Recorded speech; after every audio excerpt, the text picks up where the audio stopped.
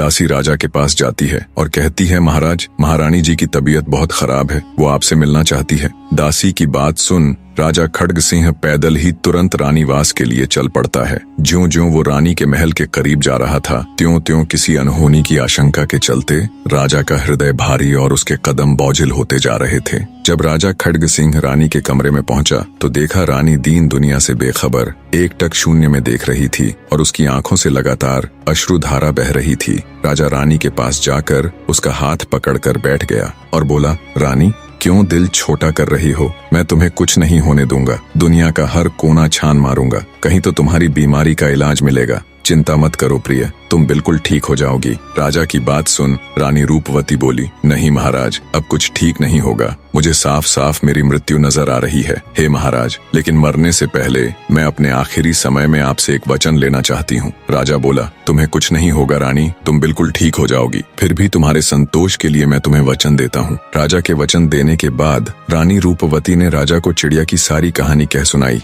और बोली, महाराज, आप मुझसे वादा कीजिए कि मेरी मृत्यु उपरांत आप दूसरी शादी नहीं करेंगे। मुझे किसी और बात की चिंता नहीं, चिंता है तो बस रूप बसंत की। उन नन्ही सी जानों के साथ पता नहीं दूसरी रानी कैसा व्यवहार करेगी। रानी की बात सुन राजा खड्ग सिंह रानी को विश्वास देता हुआ दृढ़ आवाज में बोला, मैं तुम्हें वचन देता हूँ रानी, मैं कभी भी दूसरी शादी नहीं करूंगा और हमारे रूप बसंत की अच्छे से परवरिश करूंगा। राजा के शब्द सुनते ही रानी रूपवती के चेहरे पर गहरी मुस्कान के साथ परम शांति के भाव आ गए। उसके प्राण तो जैसे यही शब्द सुनने के लिए अटके हुए थे। राजा खड्ग सिंह के वचन भरते ही रानी रूपवती के प्राण पखेरु उड़ गए। राजा खड्ग सिंह का तो जैसे पूरा संसार ही उजड़ गया। वो दहाड़े मार मार कर रोता है। पूरे महल में रानी रूपवती की मौत का मातम पसर गया। रूप और बसंत दोनों भाई लगातार अपनी माता के लिए विलाप कर रहे थे। उन्हें पता था अब उनकी माँ कभी नहीं आने वाली। राजा ने भरे हुए हृदय के साथ विधिवत रानी का दाह संस्कार कर दिया। रानी की मृत्यु के बाद राजा खड्ग सिंह हमेशा उदास रहने लग जाता है। उसने राजदरबार में जाना छोड़ दिया। जाता भी तो वहाँ भी कोई राजकाज के कार्य नहीं करता, बस उदास और चुपचाप बैठा रहता।